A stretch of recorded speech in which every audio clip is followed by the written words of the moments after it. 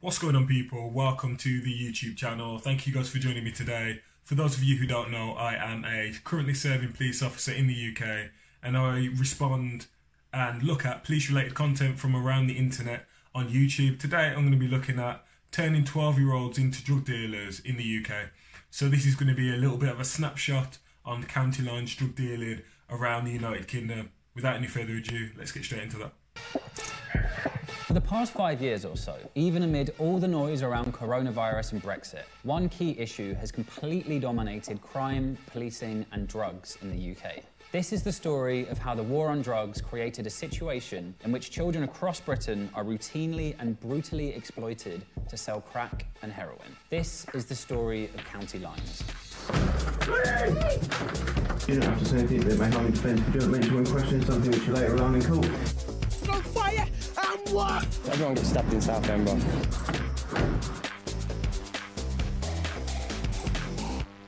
In its most simple terms, county lines refers to the practice of big city organised crime groups from places like London, Liverpool or Birmingham, moving into smaller towns or even rural villages and taking over their drug markets. But drug dealers having to commute to sell their gear is not what has... So just explain briefly what county lines is. Dealers from Birmingham, London, Liverpool going around. It makes sense. If you build up a certain level of notoriety in the city where you work, the best thing to do is move out of the area to another area, maybe a more affluent area, maybe a more area with more deprivation, because you might have more addicts there, depending on what your specific tact and the drugs that you're selling are. If you can move away from the area where the heat is and sell there, it'll be great. And what he's about to get into now is how, rather than you doing it, why not employ a young vulnerable child or young vulnerable individual to do it on your behalf, just so that you don't get yourself in any trouble. At the end of the day, a 12-year-old is less likely to get arrested, and this is how these criminals think. captured the attention of British society. It's that the people running these operations day to day are usually kids, often 15 or 16 years old, and sometimes as young as 11 or 12. I was 16 years old when I first started getting involved with drug dealing and drug dealers. At first, they started off as partying with them, having fun. They had nice clothes, nice cars, money, all of it. For me personally, I don't remember saying, yes, I want to hold drugs. Yes, I don't remember saying anything like that. It just went from, hey, can you hold this for me? Hey, can you do this for me? Can you do that favor for me? To now I'm full-blown drug dealer. Yeah, this girl just said that she doesn't remember specifically transitioning into joining the gang. That's because for a girl, she seems quite eloquent. Maybe she's got a decent head on the shoulders. Maybe she's needing more guidance. But for a gang member to say, hey, do you know what? Do you want to go and hide these drugs inside one of the passages of your body and then go to live for 10 weeks in Scotland away from your family? And your family will think that you're missing. Don't speak to them. Just say that you're with a friend and live in a drug addict's house for a month. And if you disappear with my money, I'm going to get someone to stab you. If you say that to a kid, they're not going to say yes. The reason why she doesn't remember being transitioned into the gang is because she has been groomed, and it's sad. Myself. Stories about county lines started exploding in the British press from around 2015. Police forces seemed completely unprepared for this new type of drug dealing, and the press jumped at the shock value of the ages of the kids involved. What this goes to show is just how behind the curve police intelligence, politicians, and large sections of the media are when it comes to drugs. In fact, the roots of county lines dealing actually go all the way back to the late 90s, and UK MCs like Joe Black have been rapping about going country since the mid-2000s. The basic business model of county lines is pretty simple and very grim. Usually it's like the guy at the top and he's there. Just to stop in there again, he just mentioned a certain rapper who's been rapping about going country or going out there or going OT, which basically means I'm going out of the city, I'm going to go and do some county lines drug dealing somewhere else where I'm not noticed. He said he's been rapping about that for a while. He said that the police were completely unaware that this was going on. That's a lie. Police officers have always been aware that young kids go and sell drugs. That's why we stop and search young people. That's the reason why. The thing is, you've got to understand, when it comes to our resources, we either put our resources in one place or we put it in another place. And a lot of that depends on the member of the public. It's their appetite, it's what the politicians are driving, it's what the politicians are putting money behind. There's always been officers out there dealing with county lines. It's just only now it's got the media attention. The government are saying, let's put some more attention onto this subject. So I would say that it's definitely wrong there. speak to any police officer about kids dealing drugs. It may have got worse now, but it's always been a thing, and we've always been aware about that. Or late 20s, and then you have the guy in the middle or the girl in the middle. Their job is to reload and take people up and down from London to wherever they're going to. And then you have the ones at the bottom of the triangle, which are the runners. They're usually very, very young. And they're the ones who are most likely to suffer from the consequences, police and other drug dealers' rivalry. It's almost impossible to know exactly how many people across the UK are involved in this trade. One estimate from 2020 put the number as high as 50,000 kids who are part of an illicit industry that's thought to generate upwards of £3 million a day. But the truth is, because of the nature of this sort of crime, the authorities simply don't know for sure. And though the roots of county lines go back decades, it's been aggravated over the past 10 years by wider factors that have transformed British society. I think what's key here is to situate county lines within the context of austerity politics, which the government have been pursuing since 2010. Growing levels of inequality, decrease in social mobility have all meant that there are increasing numbers of young people, particularly from poorer neighbourhoods, who are unable to access the legitimate... So I'd stop it there. You've got that kid pushing his bike and they're trying to show a deprived area. She's trying to explain that the reason why county lines and this type of crime has got worse is basically because the government has stopped putting funding into things like youth centres and making jobs be in areas where people are more likely to be poor. I'm not sure if she said she was a doctor or a professor. There's probably some truth to that. We know that people are more likely to commit crime when they're in impoverished areas. We know things like income inequality is likely to drive crime. That's why in London, people earn a lot more money in London, but then we have more murders because a lot of poor people live near to these rich people, and with a culture of crime and income inequality, they think, I want what they have, so I'm going to go and do something to get that. So there's all these different factors. So there's probably a lot of truth to what she's saying. I just hope in this video they lay some accountability on these men at the top, these women at the top who are driving these kids out there, because people love to say, oh, this is going on, and they love to blame everyone other than the people who are forcing these kids to go out there and sell drugs. They're the ones who are the criminals here. The politicians could do better. Police, we definitely could do better.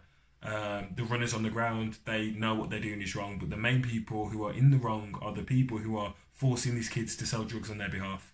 Don't let them off the hook. I want to see if they mention that. Labour markets, and to get the training and education opportunities that they need to succeed in life. It comes as no surprise that the illicit economy, the drugs economy, would become a more attractive option to them. I was a part of this life for a little over 2 years. It's like, work hard, keep grinding, and you'll make a lot of money, you'll become successful, you'll be this, you'll be like me, you'll be a top don like me. Here, take a few £100, go buy yourself a little tracksuit. They use that tactic on most of the kids, and I realised that because I was so young and so vulnerable, and I was so impressionable, and I was ready to do whatever these people wanted me to do, that's why they wanted to keep me around. My mum kept calling the police on me.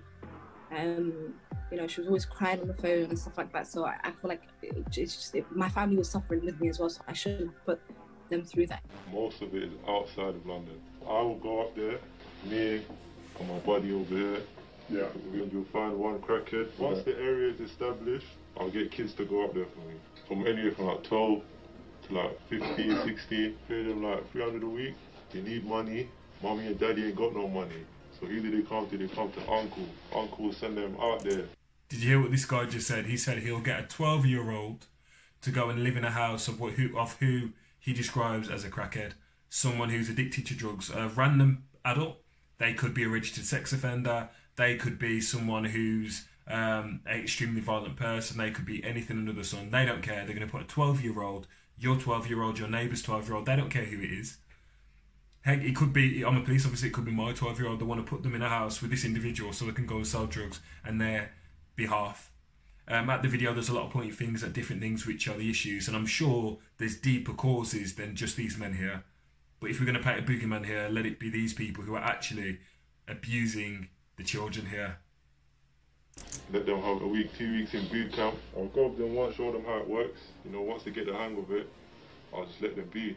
But what letting them be actually means for organised crime groups is exposing these kids to extreme danger from rival gangs and often the customers themselves. I've even witnessed countless stabbings. A group of young men were coming out from different sides of the road and they went directly for my friend. They were punching him, but I didn't know that the whole time they had blades in their hand and they punctured his lung. I look and there's blood everywhere. So, I'm crying and I'm trying to get the ambulance to come. When we went to the hospital, the doctor was like, he could have probably died in a few minutes. It was that they stabbed him that many times. It's hard to overstate just how vulnerable and at risk these children are. Organised crime use a variety of methods to groom and manipulate children.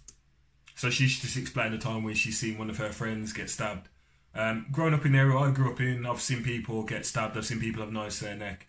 But joining the police, seeing someone on CCTV get their lungs punctured, get murdered on CCTV, going to the aftermath of murders where someone's been stabbed 50, 60 times, you get the reality of, actually, wait a second, these criminals are making your children go out there and do drugs and sell drugs and be subject to horrific, excruciatingly painful deaths. Think about this, you're having 14-year-olds being stabbed to death over feuds which literally are fueled by drugs and drug gangs. And they're being stabbed and they're being poked and they're being ripped to shreds on the street.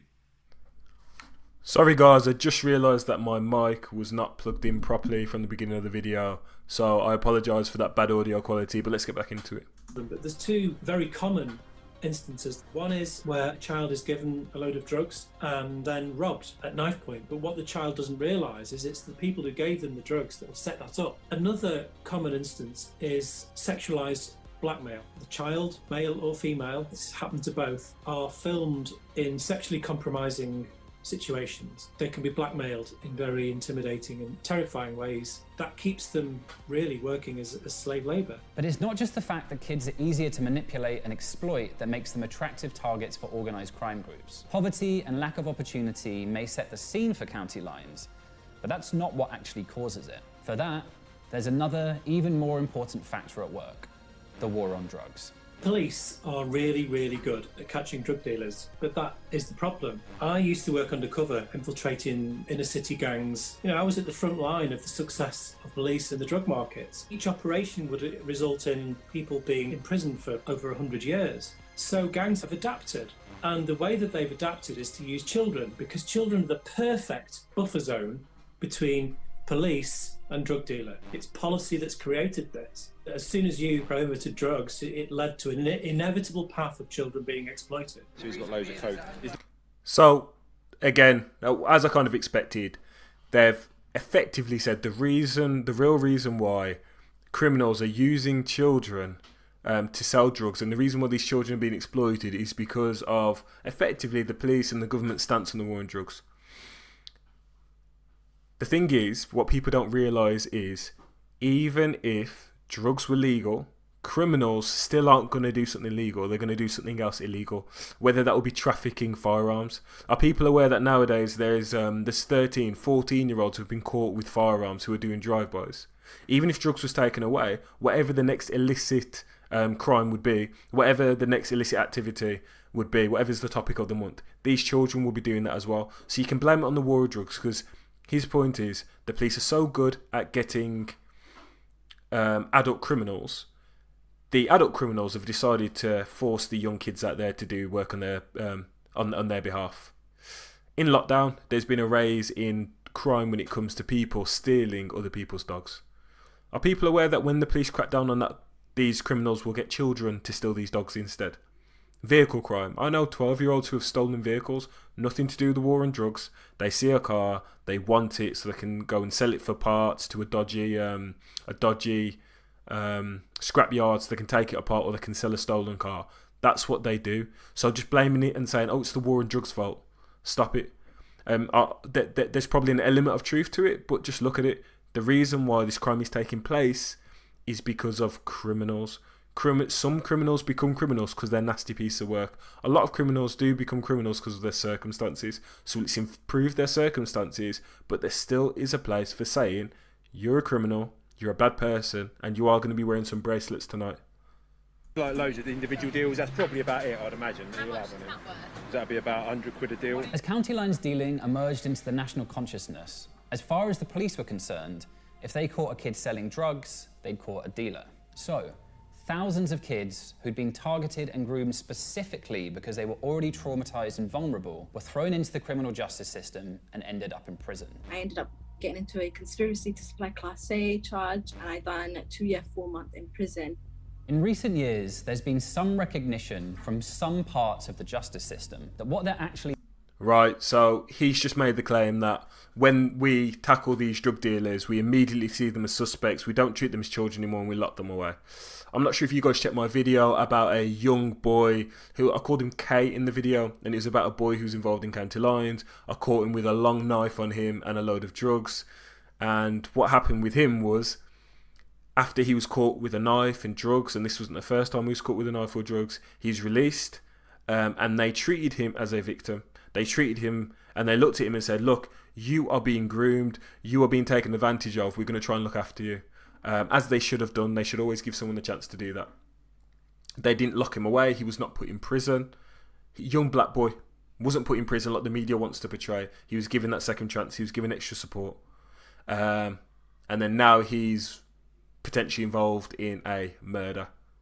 So trying to have this impression that we're just going around arresting them and then forcing them into the criminal justice system. The judges, we do arrest them, but we have to put referrals in place. We have to do what's called a voice of a child. We have to do a thing which is called a CAS referral, where we refer them to social services to give them extra support. That's if we arrest them, we have to put referrals in place. We have to look around their house. We have to make sure there's food in their fridge. We have to do all of these things. Social services have to get involved to provide them support. And when they get to court, the judges are not putting them in prison after the first time they get caught with drugs. Get this idea out of your head. It's not happening. They're given chance after chance after chance. Some of them need more help. I'm not saying they don't need help. Some of them need even more help. And some of them, it's too late by the time it gets to the police. But this idea that, again, he's trying to come with this narrative that, oh, all the police want to do is just arrest people and chuck away the key. That's certainly not my reality. Because that same kid who is involved in that murder case now, him and his friends who were county line dealers, I was the one buying them Greggs. One time after work, they actually followed me after work to try and have a straightener with me, to try and have a fight with me. I ended up taking them for lunch at the end of it. I could have called the police. I could have locked them up myself. They're only little boys. I'm a big lad. I could have done that. So this narrative, I'm not feeling it. Dealing with is a complex system of exploitation and manipulation that many of those arrested as perpetrators are actually victims as well. In 2019, a landmark case used modern slavery legislation for the first time to prosecute older gang members who had recruited, groomed and trafficked kids to sell drugs. There's drug paraphernalia around the address, so you are definitely going to be searched under the Misuse of Drugs Act. What he's told us is he's originally from Wales, via Kent, and now he finds himself in Great Yarmouth, and he's only been here for a short period of time, and he can't really give us an explanation. County lines, for me, really, is a business model that's based on exploiting people. But there are still serious difficulties even here. For starters, it's generally much easier for the police to build a drug dealing case than a human trafficking case. And even when this law is applied, there's no guarantee it's providing the sort of protection that the police and politicians often claim it is. The Modern Slavery Act was not designed with this demographic and this type of problem in mind. The key problem here that I see is the difficulty that exists in terms of drawing the legal as well as moral distinction between perpetrators and victims. Put simply, modern slaves can also become modern slave masters, and modern slave masters can become modern slaves. And I've sat in cases where the same young person was both being prosecuted for human trafficking offences, while at the same time running the defence. So she just said modern slaves can become modern slave masters and vice versa. Correct. And that's the thing, I 100% believe that when these kids are caught, let's say the first time, the second time, the third time, depending on the circumstances, let's look at them as victims. But let's not forget that a lot of these people who are in for murders, a lot of these people who are terrorists, a lot of these people who are rapists, a lot of these people who are paedophiles, they have been a victim at one point in their life. And that's why I'm a massive advocate for not just give someone a second chance and let them carry on. Give them a second chance and give them all of the support in the world. Because the last thing I want to do as a police officer is aiming my taser at someone and thinking I'm about to put 10,000 volts into someone, is dragging someone into the back of a cage van, is doing a baton strike on someone who I have the faintest belief that, you know, this person hasn't received the support what they need. That doesn't make me feel good to do that. It doesn't make me feel good to hit people or have to strike people anyway. But certainly not someone who I feel like, this person was a victim who's been let down. I'm not a bully. I don't go home at night and feel good about those things. So I'm all about giving people extra support. However, as I mentioned, plenty of paedophiles, plenty of drug dealers, plenty of murderers, they've been a victim at one point in their life. When does someone go from being a victim to being the perpetrator? Because if we're talking about, let's say it's terrorists or paedophiles or right-wing national terrorists, I guarantee Vice News aren't going to do a video saying, actually, you know what, give them a second chance because they're victims. They're not going to do that. So I would say let's have a consistent approach, which is no matter what you're in for, whether you are a horrible racist, whether you are someone who commits sexual offences, all the way down the line, let's give people support so they can try and recover. They need punishment, but give them as much support as possible so that when it gets to that time that potentially they're facing life in prison, we can say, we've done our best to try and change this person. I think it should be consistent down the line. That he was a modern slave himself for drugs charges. But even amid this impossibly complex situation, the biggest obstacle to actually dealing with this crisis is that politicians still seem intent on beating the same old drums of the war on drugs. Across government, we all have a collective responsibility to start to understand county lines, but importantly tackle county lines drugs. The gangs, the perpetrator, the individuals and the organisations behind county lines, so we can quite literally cut the head off the snake and get to the very root causes, the upstream causes of why county lines has become such an issue in this country. When I hear a Home Secretary talking about cutting the head off a snake, it's just painful, because it's what Home Secretaries have been saying for decades and decades. But this isn't a snake, it's a hydra. You cut the head off this and many grow back and they all start fighting with each other, because police never reduce the size of the market. The big elephant in the room here when we talk about exploited kids being rescued is if you rescue 100 kids, that means another 100 kids get sucked into the whole thing, because the demand remains the same. As long as there's a demand, there'll always be a supply. And is there a good demand? Yeah, always, anywhere, everywhere. The commitment of British police and politicians to protect children was also called into serious question. So yeah, he just said that if you rescue 100 kids, 100 more kids get sucked into the demand. 100% true. I'm not saying that they shouldn't legalise all drugs. I'm going to keep doing my job regardless. I do my job, which is to enforce the law. I would stop enforcing the law if I didn't think it was fair. At the moment, I think it's pretty fair. From what I see, I put the referrals in for the individuals who I arrest. I think it's fair at the moment. If that changed, then I'll probably quit my job. But from what I see, I know that a lot of the people I deal with, it's not just that they're drug dealers. They'll do a little bit of robberies on the side, and they'll establish themselves in drug dealing for this time period because that's what they're making the most money at. They'll dabble in different drugs, not just strictly one drug. They'll rob the occasional cannabis factory and do some burglaries with machetes. If they're not doing that, they might do a little bit of fraud on the side. They might call it doing squares or doing boxes. They'll do a little bit of fraud on the side. If we stop the war on drugs, they'll move to something else. Let's say it's fraud. Let's look into the amount of young people who are getting involved in fraud nowadays.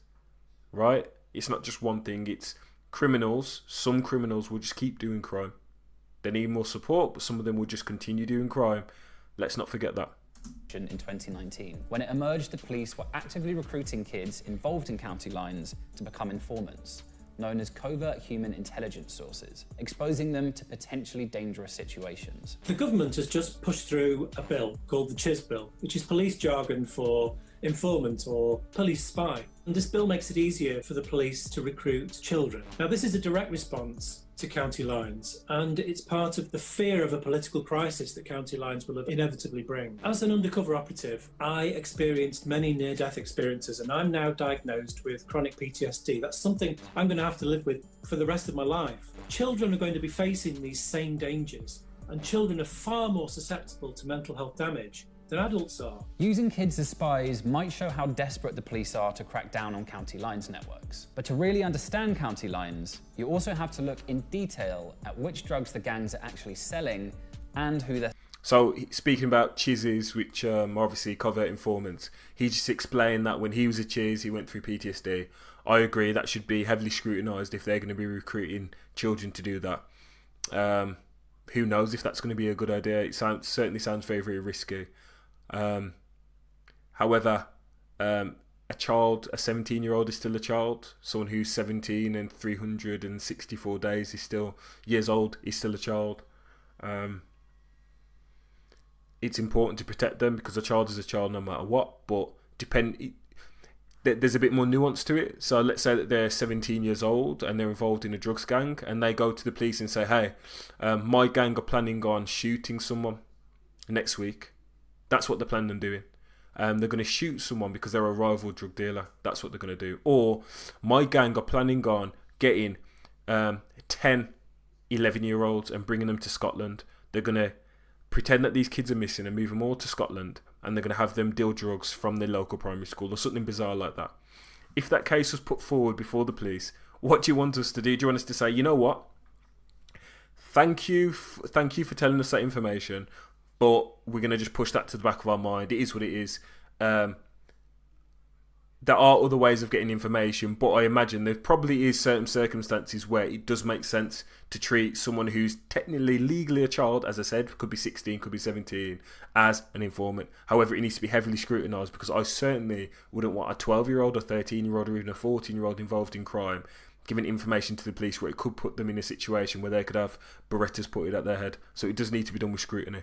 Selling too. This child exploitation phenomenon is specifically servicing one very narrow part of the drug markets, and that's the problematic heroin and crack cocaine market. There are solutions. If this was treated as a health issue, not a criminal one, if those vulnerable people were looked after by investment in their care, this child exploitation would virtually disappear overnight. Treatment services have been cut, whereas investment in law enforcement has gone up. And this is the wrong way round. The exploitation of children is a constant feature of the war on drugs. From Mexico to Afghanistan. It's anyone's guess as to why Britain's leaders thought the UK would be any different, or why they thought their failing policies would succeed, where across the world they've only ever made things worse. But what we can probably say is that if you support the continued prohibition of illicit drugs, then you are supporting the continued exploitation of children, not just in Britain, but across the world. We'd like to congratulate drugs for winning the war. So there he finishes it by saying, if you support the war on drugs, you support, effectively, children being exploited. I wouldn't say it's as plain and simple as that, but I do get his point. The war on drugs, people argue that it hasn't worked. Certainly where I live, it's not like the amount of drug dealers are falling. It's not like the amount of drug users are falling. So I understand there certainly needs to be a different tactic when it comes to this, because yeah, it does have its failings. It's not perfect. So it's far from perfect. However, we all know that if you shut down drugs, it will be something else. I do think that the government should improve the amount of help that they give to individuals who are drug users. They should be treated as a mental health issue. But I'm also aware that I've been involved in situations where I've seen 13-year-old drug dealers who are dealing cannabis. The individual who I told you about, the one who's a prime suspect for a murder now, he was caught with a load of cannabis on him. That's what he was dealing. He dealt a bit of Class A, but he was dealing cannabis that day. There's been murders around cannabis factories inside the UK. And again, as I said, if it wasn't that, it would be murders around dog factories. It would be murders around people stealing people's cars. It'll be murders around fraud gangs, because there's a stash of credit cards or a stash of stolen gift cards which are here and they want to take it. Crime moves from thing to thing to thing depending on what they can make the most profit from. So I'm not saying that necessarily the war on drugs is a good thing. I think that other things need to be considered. But if I'm on the street and I'm dealing with someone who's got a blade in their pocket and drugs on them, I will arrest them. It's my job to do so, and I don't lose any sleep at night doing that, as long as I'm putting the correct referrals in place at the end of the day. But tell me what you guys think. Tell me your point of view. Again, sorry for the bad audio quality at the start. I forgot to plug in my my mic. But drop a comment. Tell me what you guys think. I'll be back with another one soon. Peace.